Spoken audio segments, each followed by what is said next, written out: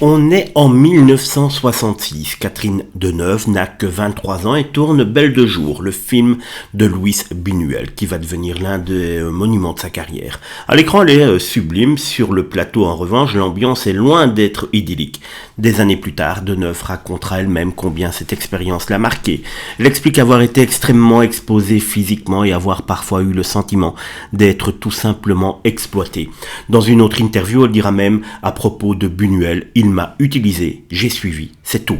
Et là on comprend mieux l'envers du décor. Catherine Deneuve est alors une jeune actrice très réservée. Buñuel communique que peu avec elle, il lui donne très peu d'explications psychologiques et veut qu'elle exécute ses indications. Le tournage comporte en plus des scènes particulièrement délicates pour l'époque.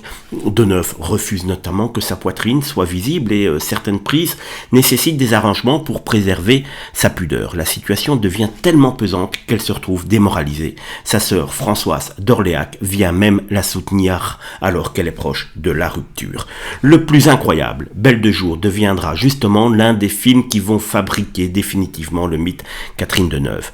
Alors, derrière cette femme parfaitement coiffée, habillée par Yves Saint-Laurent, est devenue symbole absolu de l'élégance française, il y avait juste une jeune actrice de 23 ans qui vivait certaines journées de tournage comme une véritable épreuve. Comme quoi parfois les films qui construisent une légende sont aussi ceux dont le tournage laisse les souvenirs les plus douloureux.